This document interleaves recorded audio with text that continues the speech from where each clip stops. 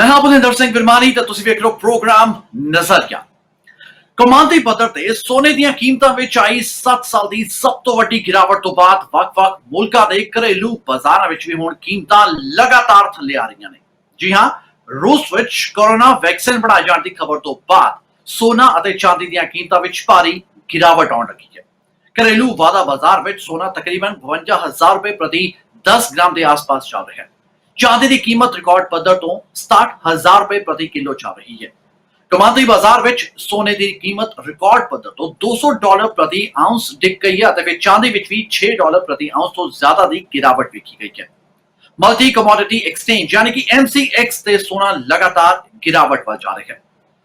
हुण लोग हैरान ने, परेशान ने कि पहला तक कौमांतरी बाजार विच कुछ महीने तक कोई भी हलचल नहीं वेखी गई। कारण सी कोरोना वायरस कारण होया लॉकडाउन। जिस चलदे जो मार्केट विच हर पासे शेयर्स ਦੀਆਂ ਕੀਮਤਾਂ ਦਾ ਗ੍ਰਾਫ ਲਗਾਤਾਰ ਹੇਠਾਂ ਜਾ ਰਿਹਾ ਸੀ, ਪਰ ਹੁਣ ਜਦੋਂ ਸਟਾਕ ਮਾਰਕੀਟ ਨੇ ਇੱਕ ਵਾਰ ਤੋਂ ਕੁਝ ਰਫ਼ਤਾਰ ਪਕੜੀ ਹੈ ਤਾਂ ਸੋਨਾ ਗਿਰ ਰਿਹਾ ਹੈ। ਵੱਡੀ ਗਿਣਤੀ ਵਿੱਚ ਇਹ ਲੋਕਾਂ ਲਈ ਰਾਹਤ ਭਰੀ ਖਬਰ ਵੀ ਹੋ ਸਕਦੀ ਹੈ, ਕਿਉਂਕਿ ਆਉਣ ਵਾਲੇ ਸਮੇਂ ਵਿੱਚ ਵਿਆਹ ਦਾ ਸਿਲਸਿਲਾ ਸ਼ੁਰੂ ਹੋ ਜਾਏਗਾ, ਤਿਉਹਾਰਾਂ ਦਾ ਮੌਸਮ ਵੀ ਆਉਣ ਵਾਲਾ ਹੈ ਤਾਂ ਲੋਕ ਦਿਲ ਖੋਲ ਕੇ ਸ਼ਾਪਿੰਗ ਵੀ ਕਰਨਗੇ। ਪਰ ਹੁਣ ਸਵਾਲ ਵੀ ਇਹ ਉੱਠਦਾ ਹੈ ਕਿ ਇਹ ਸ਼ਾਪਿੰਗ ਹੁਣੇ ਹੀ ਕਰ ਲਈ ਜਾਏ ਜਾਂ ਫਿਰ ਥੋੜਾ ਹੋਰ ਸਬਰ ਕੀਤਾ ਜਾ ਸਕਦਾ ਹੈ। इसका जवाब लैण लई साडे नाल मौजूद ने अज तीन खास मेहमान। एक करके सब तो पहला उन्हां दा तारुफ तुहाडे नाल करवा देना। साडे नाल जुड़े हुए ने सुरेश मनचंदा जी, जो कि मार्केट एक्सपर्ट ने। सुरेश जी, बहुत बहुत स्वागत है प्रोग्राम नजरिया विच। इस तो बाद साडे नाल जुड़े हुए ने इशनीत कौर जी, जो कि डायमंड एक्सपर्ट ने। बहुत बहुत शुक्रिया इशनीत मेरे नाल जुड़न दे लई। और नाल ही साडे नाल जुड़े हुए ने इन्वेस्टमेंट एक्सपर्ट गुरसिमरन सिंह जी। गुरसिमरन जी, तुहाडा भी बहुत बहुत स्वागत है प्रोग्राम नजरिया विच। सो एक ही करके सब तो पहला तां मैं तुहाडे तिन्हां दा राय लेना चाहांगा, तुहाडे तिन्हां दे नजरिया असीं जानना चाहांगे, क्योंकि सोने दी कीमतां ते असीं बाद विच आवांगे, वो भी तुहाडे तो जरूर जाणांगे कि सोने दी कीमतां विच होर उछाल आ सकदा है या होर गिरावट आ सकदी है। इस बारे असीं जरूर गल करांगे, पर उस तो पहला इह तुहाडे तो जरूर जानना चाहांगा कि पिछले समय दौरान जो गिरावट शेयर मार्केट विच देखी गई, उस तो बाद की शेयर मार्केट वापस अपने पायदान ते परत रहा है जां इंतजार हालां भी बाकी है? सुरेश जी, सब तो पहला यह सवाल तुहाडे तो मैं जानना चाहांगा। देखो, जो हाल फिलहाल ਆਪਾਂ गिरावट देखी शेयर बाजार कोरोना दे पैंडेमिक ਜਿਹੜਾ ਆਇਆ, ਉਹਦਾ ਜਿਹੜਾ ਇੰਪੈਕਟ ਦਿਖਾਈ ਦਿੱਤਾ ਬਾਜ਼ਾਰਾਂ ਦੇ ਉੱਤੇ, ਉਹ ਲਾਜ਼ਮੀ ਸੀਗਾ, ਕਿਉਂਕਿ ਪੈਂਡੇਮਿਕ ਸੀਗਾ। ਇੱਕਦਮ ਬਾਜ਼ਾਰ ਧਰਾਸ਼ਾਈ ਸੀ ਤੇ ਸੌਰੀ, मतलब मैं ज्यादा हिंदी ਇਸ ਨੂੰ ਥੋੜਾ ਜਿਹਾ ਐਕਸਪਲੇਨ ਕਰ ਦਿੰਦਾ। श्योर। देखो, जिस तरीके से हमने पेंडेमिक का इम्पैक्ट देखा बाजारों के अंदर, वो लाजमी था और निश्चित था, क्योंकि चौतरफा हमने ये देखा था कि दुनिया रुक गई एक किस्म से, और सारे कारोबार जो थे वो रुक गए।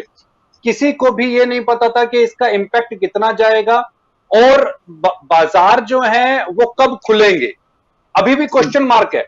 लेकिन अब लोगों ने इसको एक्सेप्ट कर लिया है, और जैसे ही लोगों ने इसको एक्सेप्ट करना शुरू किया और धीरे धीरे जब कारोबार की पटरी वापस रेल पटरी के ऊपर दौड़ने लगी, उसके बाद हमने देखा कि बाजारों ने एक रफ्तार पकड़ी। और शेयर बाजारों की अगर हम बात करें तो एकदम जिस हिसाब से शेयर बाजारों के अंदर हमने एक बिकवाली का मंजर देखा था, उसके बाद हर कंट्री ने जिस हिसाब से पैकेजेस अनाउंस किए, अर्थव्यवस्था को संभालने के लिए मेजर्स लिए, और जिस तरीके से सभी सरकारों ने अपने अपने स्तर के ऊपर मोर्चा संभाला अर्थव्यवस्था को संभालने के लिए, उसने कहीं ना कहीं बूस्ट कर दिया। लेकिन ये तो अंतरराष्ट्रीय स्तर की बात है।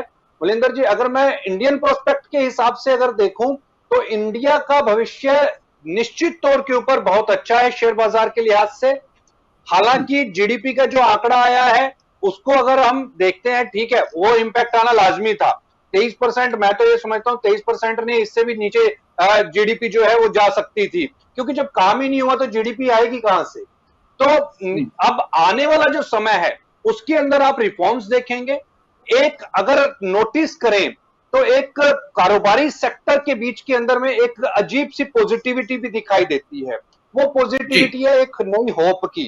वो नई होप जो वोकल फॉर लोकल का इस समय पर कैंपेन जो चल रहा है, उसने लोकल मार्केट को एक बहुत बड़ा बाजार दे दिया है, जिस पर पहले विदेशी कंपनियों ने अपना कब्जा कर रखा था। ये इंडिया के पास में एक अपॉर्चुनिटी है। दूसरी सबसे बड़ी अपॉर्चुनिटी इंडिया के पास में यह है कि अब एक्सपोर्ट आपके पास में खुलता हुआ दिखाई दे रहा है। देखिए, जहां पर चाइना और कुछ कंट्रीज चाइना के साथ में खड़ी हैं वो अलग है, European countries, middle east countries, India की अगर हम बात करें उसके पास ये अपॉर्चुनिटी है कि वो यूरोपियन कंट्रीज को कैप्चर कर सकता है, वो यूएस मार्केट्स को कैप्चर कर सकता है, वो मिडिल ईस्ट कंट्रीज को कैप्चर कर सकता है। तो ये एक बहुत बड़ी अपॉर्चुनिटी है। और इंडिया के बहुत से जो मेरी बातचीत जिनके साथ में होती है, जितने भी बिजनेस हाउसेज हैं, उनका अब इस समय पर जो मेजर फोकस है वो एक्सपोर्ट्स के ऊपर फोकस है। और अगर हिंदुस्तान इस पर्टिकुलर मूवमेंट को कैश करने में कामयाब हो जाता है तो ये बहुत बड़ी अपॉर्चुनिटी है इंडिया के हाथ में। एक्सपोर्ट खुलेगा, साथ ही साथ में आपके पास डोमेस्टिक मार्केट आ रही है जहां पर चाइनीज प्रोडक्ट्स का पहले भरमार था, अब चाइनीज मार्केट के ऊपर पे इंडिया ने एक हिट किया है। तो उससे को अगर हम देखें तो आने वाला जो समय है वो हिंदुस्तान की स्टॉक मार्केट के लिए बहुत बेहतरीन होने वाला है। ठीक है इशनी, ਇਹ ਸਵਾਲ ਮੈਂ ਤੁਹਾਡੇ ਤੋਂ ਵੀ ਕਰਾਂਗਾ, ਪਰ ਤੁਹਾਡੇ ਤੋਂ ਸਟਾਕ ਐਕਸਚੇਂਜ ਨਹੀਂ ਬਲਕਿ ਮੈਂ ਇਹ ਜਾਣਨਾ ਚਾਹਾਂਗਾ ਕਿ ਤੁਸੀਂ ज्वेलरी एक्सपर्ट हो, डायमंड एक्सपर्ट हो, इस समय लोग खरीदारी ਲਈ ਬਾਹਰ ਨਿਕਲ ਰਹੇ हैं ਜਾਂ ਹਾਲੇ ਵੀ ਹੋਰ ਥੋੜਾ ਜਿਹਾ ਸਬਰ ਕੀਤਾ ਜਾ ਰਿਹਾ ਹੈ? ਮੈਂ ਸਿਰਫ ਕੀਮਤਾਂ ਦੀ ਗੱਲ ਨਹੀਂ ਕਰ ਰਿਹਾ, ਆਲ ਓਵਰ ਦੀ ਗੱਲ ਕਰ ਰਿਹਾ, ਕਿਉਂਕਿ ਪਿਛਲੇ ਅਗਰ ਅਸੀਂ 4 ਮਹੀਨੇ ਦੀ ਗੱਲ ਕਰੀਏ ਤਾਂ ਲੋਕ ਆਪਣੇ ਘਰਾਂ ਵਿੱਚ ਸੀ, ਲੇਕਿਨ ਹੁਣ ਕੀ ज्वेलरी ਦਾ ਬਿਜ਼ਨਸ ਦੁਬਾਰਾ ਪਟੜੀ ਤੇ ਪਰਦਾ ਨਜ਼ਰ ਆ ਰਿਹਾ ਹੈ? ਪਲਿੰਦਰ, ਪਹਿਲੀ ਗੱਲ ਤੇ ਹੈ ਕਿ ਬਿਕਾਜ਼ ਆਫ ਪੈਂਡੇਮਿਕ ਸਭ ਦੀ ਲਿਮਿਟੇਸ਼ਨਸ ਹੋ ਗਈ ਹੈ ਤੇ ਜੋ ਨੈਚੁਰਲ ਬਾਇਰ ਹੈਗਾ ਉਹ ਆਪਣੇ ਬਜਟ ਵਿੱਚ ਨਿਕਲ ਰਿਹਾ ज्वेलरी ਵਾਸਤੇ। ਲੇਕਿਨ ਅਗਰ ਤੁਸੀਂ ਇਨਵੈਸਟਰ ਦੀ ਗੱਲ ਕਰੀਏ, ਬਿਕਾਜ਼ ਸਾਡੇ ਕੋਲ ਬਹੁਤ ਸਾਰੇ ਇਨਵੈਸਟਰ ਆਉਂਦੇ ਹਨ ਜੋ गोल्ड खरीदना पसंद करते हैं ते डायमंड खरीदना पसंद करते हैं ते गोल्ड की बहुत होर्डिंग हो गई कि जदों भी कोई भी अनसर्टेनिटी आंदी है ते गोल्ड के उत्ते प्रेशर आ जाता है, because gold is considered to be the most stable market in the world. ते जो uncertainty it's not only limited in India but a world wide uncertainty है। ते लोग होल्ड कर रहे हैं, लोग इन्वेस्टमेंट वास्ते गोल्ड परचेज कर रहे हैं, ना कि अपनी कंजम्पशन वास्ते। ते एक माइंडसेट चेंज होया है ਪੈਂਡੇਮਿਕ ਦੇ ਬਾਅਦ, ਤੇ ਥੋੜਾ ਜਿਹਾ ਮਾਈਂਡਸੈਟ 2019 ਨਵੰਬਰ ਦਸੰਬਰ ਤੋਂ ਹੀ ਸ਼ੁਰੂ ਹੋ ਗਿਆ ਸੀ, ਜਦੋਂ ਜੀਓਪੋਲਿਟੀਕਲ ਕੰਡੀਸ਼ਨਸ ਵਰਸਨ ਹੋ ਰਹੀ ਸੀ ਅਮਰੀਕਾ ਦੀ ਦੂਸਰੇ ਕੰਟਰੀਜ਼ ਦੇ ਨਾਲ, ਕਿਉਂਕਿ ਡਾਲਰ ਦੀ ਜੋ ਸਟਰੈਂਥ ਹੈ ਉਹ ਕਿਤੇ ਨਾ ਕਿਤੇ ਕਮ ਹੋ ਰਹੀ ਹੈ। ਜਿਵੇਂ ਚਾਈਨਾ ਨੇ ਮਨਾ ਕਰ ਦਿੱਤਾ ਕਿ ਮੈਂ ਡਾਲਰ ਵਿੱਚ ਨਹੀਂ ਆਇਲ ਲਾਂਗਾ, ਤੇ ਜੋ ਸਭ ਤੋਂ ਇੰਪੋਰਟੈਂਟ ਕਰੰਸੀ ਮਾਨੀ ਜਾਂਦੀ ਸੀ ਡਾਲਰ, ਜਦੋਂ ਉਹਦੀ ਸਟਰੈਂਥ ਕਮ ਹੋਈ ਹੈ ਤੇ ਲੋਕਾਂ ਦਾ ਧਿਆਨ, ਸਪੈਸ਼ਲੀ ਇਨਵੈਸਟਰਸ ਦਾ ਧਿਆਨ ਗੋਲਡ ਤੇ ਆ ਗਿਆ। ਦੂਜੀ ਗੱਲ, ਜਦੋਂ ਵੀ ਅਨਸਰਟਨਿਟੀ ਆਉਂਦੀ ਹੈ ਤੇ ਲੋਕ, ਜੋ ਵੀ ਲੋਕਾਂ ਨੇ ਸਟਾਕ ਮਾਰਕੀਟ ਵਿੱਚ ਇਨਵੈਸਟ ਕੀਤਾ ਹੁੰਦਾ ਹੈ, ਉਹ ਥੋੜੇ ਜਿਹੇ ਫੀਅਰਫੁਲ ਤੇ ਸਕੈਰਡ ਹੋ ਜਾਂਦੇ ਹੈ, ਤਾਂ ਉਹਨਾਂ ਨੂੰ ਲੱਗਦਾ ਕਿ ਗੋਲਡ ਤੋਂ ਵਧੀਆ ਕੋਈ ਵੀ ਸਟੇਬਲ ਮਾਰਕੀਟ ਨਹੀਂ ਹੈ। ਤੇ ਅਗਰ ਅਸੀਂ ਰਿਟਰਨ ਦੀ ਗੱਲ ਕਰੀਏ ਤੇ ਫਰਮ 2019 to 2020 60% ਦਾ ਰਿਟਰਨ ਆਇਆ ਹੈ, ਸੋ ਦੈਟ ਇਜ਼ ਇਨੋਰਮਸ। ਤੇ as per Indian consumption in terms of जो ज्वेलरी थी है वो काफी गिर चुकी है, बिकॉज एक्सपोर्ट भी ऑलमोस्ट बंद है इस टाइम पे, इंडियन कंजम्पशन भी कम होगी। लेकिन जो इन्वेस्टर है वो जरूर गोल्ड खरीद रहे हैं, होल्ड कर रहे हैं। ठीक है गुरसिमरन जी, ਤੁਹਾਡੇ ਤੋਂ ਜਾਣਨਾ ਚਾਹਾਂਗੇ ਐਜ਼ ਅ ਇਨਵੈਸਟਮੈਂਟ ਐਕਸਪਰਟ, ਤੁਸੀਂ ਕੀ ਸੋਚਦੇ ਹੋ ਕਿ ਇਹ ਜਿਹੜਾ ਸਮਾਂ ਚੱਲ ਰਿਹਾ ਹੈ ਇਹ ਪਹਿਲਾਂ ਨਾਲ ਤਾਂ ਬਹੁਤ ਜ਼ਿਆਦਾ ਇਸ ਸਮੇਂ ਖਰਾਬ ਸਮਾਂ ਹੈ ਹੀ, ਇਹ ਅਸੀਂ ਸਭ ਮੰਨਦੇ ਹਾਂ, ਬਟ ਕੀ ਪਿਛਲੇ 4 ਮਹੀਨੇ ਨਾਲੋਂ ਅਗਰ ਕੰਪੈਰੀਜ਼ਨ ਕੀਤਾ ਜਾਏ, ਕਿਉਂਕਿ ਹੁਣ ਇਸ ਸਮੇਂ ਭਾਰਤ ਵਿੱਚ ਵੀ ਲੋਕਡਾਊਨ ਖੁੱਲ ਚੁੱਕਾ ਹੈ, ਅਮਰੀਕਾ ਕੈਨੇਡਾ ਵਿੱਚ ਵੀ ਫੇਸ ਟੂ ਫੇਸ ਲੋਕਡਾਊਨ ਖੁੱਲਦਾ ਜਾ ਰਿਹਾ ਹੈ, ਸੋ ਅਨਲੌਕ ਦੀ ਪ੍ਰਕਿਰਿਆ ਹੁਣ ਸ਼ੁਰੂ ਹੋ ਚੁੱਕੀ ਹੈ, ਪਰ ਇੱਕ ਨਾਰਮਲ ਲਾਈਫ, ਕਿਉਂਕਿ ਸਾਨੂੰ ਇਹ ਪੈਂਡੈਮਿਕ ਵਿੱਚ ਨਾਰਮਲ ਲਾਈਫ ਨੂੰ ਇਹੀ ਮੰਨਣਾ ਪਏਗਾ ਕਿ ਜੋ ਅਸੀਂ ਅੱਜ ਮਹਿਸੂਸ ਕਰ ਰਹੇ ਹਾਂ ਆਉਣ ਵਾਲਾ 1 ਸਾਲ ਸਾਡਾ ਲਈ ਇਹੀ ਨਾਰਮਲ ਲਾਈਫ ਦੀ ਤਰ੍ਹਾਂ ਸਾਨੂੰ ਬਿਤਾਉਣਾ ਪਏਗਾ। ਕੀ ਇਨਵੈਸਟਮੈਂਟ ਲੋਕ ਕਰ ਪਾ ਰਹੇ हैं ਜਾਂ ਲੋਕਾਂ ਦੀ ਸ਼ਮਤਾ ਹੈਗੀ ਹੈ, ਉਹਨਾਂ ਦੀ ਸਮਰੱਥਾ ਹੈ ਇਨਵੈਸਟਮੈਂਟ ਕਰਨ ਦੀ? ओके सी एक गल सानू सबनू समझनी पएगी कि markets are the forward looking instrument, ठीक है जी। और जेडी चीज हो रही होंदी है वो पहला उस चीज को वैल्यू कर लेंदा है। जिवें इशनीत ने कहा कि मतलब प्राइसेस वगैरह जेडी है गोल्ड वगैरह दी वो लोकी ले रहे, पर टाइटन जेड़ा स्टॉक मार्केट विच स्टॉक है वो पहला ही 20% मूव कर चुका है, क्योंकि किसी ने वो फोरकास्ट कर रहे हैं।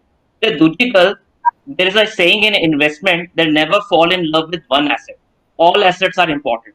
तेरा जो gold है, gold has a negative correlation with stock markets, okay जब ਅਸੀਂ ਇਨਵੈਸਟਮੈਂਟ ਪਲਾਨ ਬਣਾਉਂਦੇ ਆਪਣੇ ਕਲਾਇੰਟਸ ਲਈ ਅਸੀਂ ਕਹਿੰਦੇ ਕਿ 골ਡ as a storage of value okay ਜਦ ਸਟਾਕ ਮਾਰਕੀਟ ਜਾਂਦੀ ਹੈ ਤਾਂ 골ਡ ਉੱਤੇ ਜਾਂਦਾ ਹੈ ਜਦ 골ਡ ਥੱਲੇ ਜਾਂਦਾ ਹੈ ਤਾਂ ਸਟਾਕ ਮਾਰਕੀਟ ਤੁਸੀਂ ਆਪਣੀ ਗੱਲ ਵਿੱਚ ਹੀ ਜਦ ਤੁਸੀਂ ਇੰਟਰੋਡਿਊਸ ਕੀਤਾ ਜਦ ਕਰੋਨਾ ਵਾਇਰਸ ਦਾ ਆਇਆ ਤਾਂ ਸਟਾਕ ਮਾਰਕੀਟ ਗਿਰ ਗਈ ਲੋਕਾਂ ਨੇ ਕਿਹਾ ਕਿ ਮੈਨੂੰ ਪਤਾ ਨਹੀਂ ਮੇਰਾ ਸਟਾਕ ਜਿਹੜੇ ਮੈਂ ਹੋਲਡ ਕਰ ਰਿਹਾ ਐ ਮੈਂ ਕਮਾ ਕੇ ਦੇਗਾ ਕਿ ਦੇਗਾ so they went to safe haven ਵਿਚ ਇਜ਼ ਕਾਲਡ 골ਡ ਠੀਕ ਹੈ ਤੇ 골ਡ ਨੇ ਆਪਣਾ 11 ईयर हाई तक पहुंच गया सी लाइक मैं यूएस मार्केट फॉलो करता they went above $2000 okay so तो उस तो बाद फिर they were at the 11 year high हुन जब फिर रशिया दा आया कि जी मैं वैक्सीन बना रहे हैं तो लोगों ने क्या किया हुन मेरी कंपनी कमान लग पाएगी तो उन्होंने फिर गोल्ड बेचा स्टॉक मार्केट पे आ गए okay so you getting the point stock markets are the forward looking instrument and assets correlation is very important when we create an investment plan ਤੇ ਇੱਕ ਖਾਲੀ ਇੱਕ ਐਸੈਟ ਕਦੀ ਇੰਪੋਰਟੈਂਟ ਨਹੀਂ ਹੁੰਦਾ ਸਾਰੇ ਐਸੈਟ ਕਲਾਸ ਇੰਪੋਰਟੈਂਟ ਹੁੰਦੇ ਜਿਵੇਂ ਮੈਂ ਆਪਣੇ ਰਿਸਰਚ ਵਿੱਚ ਮੈਂ ਸਟੱਡੀ ਕੀਤੀ ਪਿਛਲੇ 30 ਸਾਲ ਦੀ between 25 to 25% in gold 25% in cash 25% stock market 25% government bonds ਤਾਂ ਉਹਨਾਂ ਦਾ ਕੋਰਿਲੇਸ਼ਨ ਵੇਖਾ ਤਾਂ ਹਰ ਸਾਲ ਉਹ ਐਸੈਟ ਜਿਹੜਾ ਉਹ ਪੋਰਟਫੋਲੀਓ ਕੁਝ ਕਮਾ ਕੇ ਦਿੰਦਾ ਹੈ ਕਦੀ ਜਦ ਗੋਲਡ ਡਾਊਨ ਹੁੰਦਾ ਸਟਾਕ ਮਾਰਕੀਟ ਹੁੰਦਾ ਤਾਂ government for example government bonds ਲੈ ਲਓ ਤੁਸੀਂ G-Secs ਉਹ ਪਿਛਲੇ 3 ਸਾਲ ਤੋਂ ਐਵਰੇਜ 14% CHR ਰਿਟਰਨ ਦੇ ਰਹੇ ਗੋਲਡ ਗਵਰਨਮੈਂਟ ਬੌਂਡਸ ਕਿਉਂਕਿ ਕੀ ਹੁੰਦਾ ਜਦ ਇੰਟਰਸਟ ਰੇਟ ਕੱਟ ਹੁੰਦਾ ਤੇ ਲੌਂਗ ਟਰਮ ਗਵਰਨਮੈਂਟ ਬੌਂਡਸ ਜਿਹੜਾ ਹੁੰਦਾ ਉਹ ਵੱਧ ਜਾਂਦਾ US ਵਿੱਚ ਜਿਹੜਾ TLT US 20 ਟ੍ਰੈਜਰੀ ਬੌਂਡ ਹੈ ਤੁਸੀਂ ਮੰਨੋਗੇ ਨਹੀਂ ਬਲਵਿੰਦਰ ਜੀ within 6 months it is up 25% a bond right so everything is important it's a negative correlation which market forecast it's a forward looking instrument ਠੀਕ ਹੈ ਸੁਰੇਸ਼ ਜੀ ਕੀ ਲੋਕਾਂ ਨੂੰ ਸ਼ੇਅਰ ਮਾਰਕੀਟ ਵੱਲ ਹੁਣ ਨਜ਼ਰ ਕਰਨੀ ਚਾਹੀਦੀ ਹੈ ਕਿਉਂਕਿ ਉਹਨਾਂ ਦੀਆਂ ਹੁਣ ਥੋੜੀਆਂ ਬਿਜ਼ਨਸ ਵੀ ਚੱਲਣ ਲੱਗ ਗਿਆ ਲੋਕਡਾਊਨ ਤੋਂ ਬਾਅਦ ਹੁਣ ਅਨਲੌਕ ਜਦੋਂ ਸ਼ੁਰੂ ਹੋਇਆ ਪਰ ਇੰਨਾ ਵੀ ਉਹ ਕਮਾ ਨਹੀਂ ਰਹੇ ਪਰ ਜਿਨ੍ਹਾਂ ਨੂੰ ਆਦਤ ਹੈ ਸ਼ੇਅਰ ਮਾਰਕੀਟ ਵਿੱਚ ਕੁਝ ਨਾ ਕੁਝ ਇਨਵੈਸਟ ਕਰਨ ਦੀ ਕੁਝ ਨਾ ਕੁਝ ਪਾਉਣ ਦੀ ਕਿ ਹਾਂ ਅਸੀਂ ਸ਼ੇਅਰ ਮਾਰਕੀਟ ਵੱਲ ਦੇਖਣਾ ਕੀ ਉਹਨਾਂ ਨੂੰ ਹਾਲੇ ਥੋੜਾ ਜਿਹਾ ਹੋਰ ਸਬਰ ਰੱਖਣਾ ਚਾਹੀਦਾ ਹੈ ਜਾਂ ਸ਼ੇਅਰ ਮਾਰਕੀਟ ਜਿਵੇਂ ਮੈਂ ਤੁਹਾਡੇ ਤੋਂ ਪਹਿਲਾਂ ਪੁੱਛਿਆ ਸੀਗਾ कि अपने पायदान पे वापस परत चुकी है कि ऐसे इसमें मान लिया जाए हम बात करते हैं शेयर बाजार के अंदर आज के टाइम में इन्वेस्टमेंट की और गोल्ड मार्केट को अगर हम प्रोस्पेक्ट को अगर देखें जैसा गुरसिमरन जी ने कहा था कि इक्विटी मार्केट और गोल्ड के अंदर में नेगेटिव कोरिलेशन है मगर अगर हम 10 साल का अगर इतिहास उठा करके देखें तो उसके बीच के अंदर आपको दिखाई देगा कि इक्विटी मार्केट ने भी अपसाइड मोमेंटम लिया है किसी ने ये नहीं सोचा था कि सेंसेक्स जो है वो 40,000 का आंकड़ा छू जाएगा ठीक है और सिमिलरली किसी ने ये नहीं सोचा था कि गोल्ड 55,000 रुपए के ऊपर चला जाएगा 58,000 का ऑल टाइम हाई टच करेगा इनफैक्ट इंटरनेशनल मार्केट के अंदर भी जो गोल्ड के प्राइसेस देखने को मिले वो ऑल टाइम हाई थे 11 साल पहले एक रैली देखने को मिली थी उसके बाद हमने एक डिप देखा गोल्ड के अंदर में और करीब 5 साल ऐसे गए जहां पर गोल्ड ने कोई रिटर्न नहीं दिया इनफैक्ट नेगेटिव रिटर्न्स थे लेकिन उसके बाद गोल्ड ने एकदम से अचानक से तेजी ली और वो तेजी इतनी तेज आई ये आंधी क्योंकि पिछले अगर देखें मार्च से पहले किसी ने अगर गोल्ड के अंदर इन्वेस्टमेंट की है तो 4 महीने के दौरान गोल्ड ने जो रिटर्न दिया है वो 60% का रिटर्न दे दिया सेम एज इट इज अगर चांदी में किसी ने इन्वेस्टमेंट की होती क्योंकि देखिए जो रैली 2011-12 के अंदर चांदी के अंदर देखने को मिली थी 77,000 रुपए का हाई लगा था चांदी के अंदर और उसके बाद एक ऐसा जबरदस्त डाउनफॉल आया कि सिल्वर ने सबके हाथ जला दिए थे और उसके बाद चांदी एक स्टेबल प्राइस के ऊपर पे सस्टेन करती रही तकरीबन 38,000 रुपए 40,000 रुपए ये उसका रेंज बैंड रहा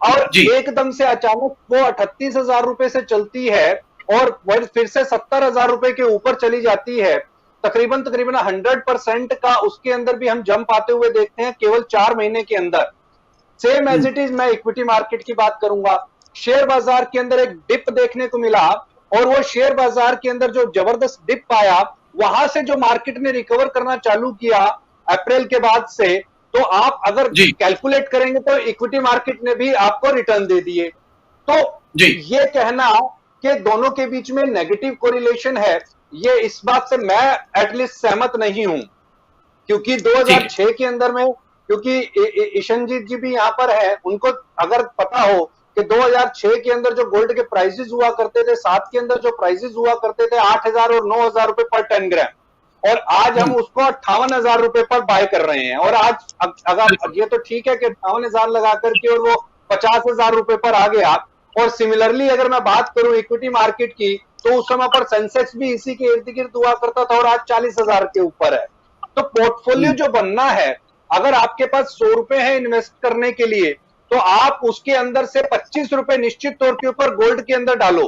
क्योंकि गोल्ड मैं आज आपको लिख करके दे सकता हूं, क्योंकि आज से 15 साल पहले सेंट्रल बैंक्स की बाइंग नहीं होती थी, कोई भी सेंट्रल बैंक खरीदारी करने के लिए नहीं उतरता था, और गोल्ड सिर्फ एक ज्वेलरी इंस्ट्रूमेंट हुआ करता था, इन्वेस्टमेंट इंस्ट्रूमेंट नहीं होता था। लेकिन 15 साल से लगातार जो जियोपॉलिटिकल आपका बिहेवियर चेंज हुआ है, और जो मार्केट्स को कैप्चर करने की होड़ मची है, और ईटीएफ जिसके अंदर भी आया है, ईटीएफ जिस भी कंपोनेंट के अंदर घुसा है, वहां पे आप समझिए कि एक अलग नजारा देखने को मिला है, चाहे वो मेटल सेगमेंट है, चाहे इक्विटी का सेगमेंट है। और अगर आज के सिनेरियो की अगर हम बात करते हैं, तो निश्चित तौर के ऊपर इक्विटी मार्केट से या अदर इंस्ट्रूमेंट से ज्यादा जो सेफर है वो गोल्ड को मैं भी मानता हूं। क्योंकि आने वाले समय को अगर आप देखोगे, चाहे वो यूएस मार्केट्स हैं, चाहे इंडिया के मार्केट्स हैं, या अदर कंट्रीज हैं, आप देखोगे कि कोई भी इस समय पर रेट ऑफ इंटरेस्ट नहीं बढ़ाना चाहता, और आने वाले 3 से 4 साल रेट ऑफ इंटरेस्ट नहीं बढ़ेंगे।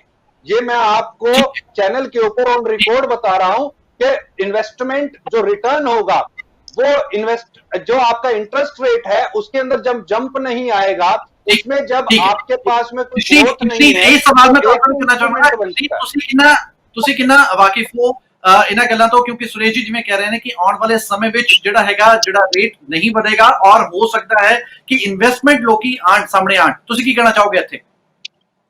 ਸੀ ਬਾਲਿੰਦਰ, ਮੇਰੇ ਹਿਸਾਬ ਨਾਲ ਗੋਲਡ ਹਮੇਸ਼ਾ ਹੀ ਸੇਫੈਸਟ ਤੇ ਸਟੇਬਲ ਆਪਸ਼ਨ ਰਹੀ ਹੈ, ਤੇ ਲੋਕੀ ਗੋਲਡ ਵਿੱਚ ਇਨਵੈਸਟ ਕਰਨਗੇ, ਕਿਉਂਕਿ ਅਗਰ ਕਦੀ ਵੀ ਤੁਸੀਂ ਲੌਂਗ ਟਰਮ ਇਨਵੈਸਟਮੈਂਟ ਦੀ ਗੱਲ ਕਰੋਗੇ ਤੇ ਸਭ ਤੋਂ ਜ਼ਿਆਦਾ ਸੇਫੈਸਟ ਗੋਲਡ ਹੀ ਰਿਹਾ ਹੈ। ਜਿਵੇਂ ਅਗਰ ਤੁਸੀਂ 5 ਸਾਲ ਦਾ ਰਿਕਾਰਡ ਨਿਕਾਲੋ ਜਾਂ 10 ਸਾਲ ਦਾ ਰਿਕਾਰਡ ਨਿਕਾਲੋ, 10 ਸਾਲ ਪਹਿਲੇ ਗੋਲਡ ਵਾਸ 17,000 ਪਰ 10 ਗ੍ਰਾਮਸ, ਤੇ ਹੁਣੇ ਇਟ ਇਜ਼ ਲਾਈਕ 51,000 ਪਰ 10 ਗ੍ਰਾਮਸ। ਤੇ ਜੋ ਵੀ ਲੋਕ ਪੋਰਟਫੋਲੀਓ ਵਿੱਚ ਵੀ ਆਪਣੀ ਗੋਲਡ ਦੀ ਇਨਵੈਸਟਮੈਂਟ ਕਰਨਗੇ, ਉਹਨਾਂ ਨੂੰ ਰਿਟਰਨ ਮਿਲੇਗੀ ਅਗਰ ਤੁਸੀਂ ਲੌਂਗ ਟਰਮ ਦੀ ਗੱਲ ਕਰ ਰਹੇ ਹੋ।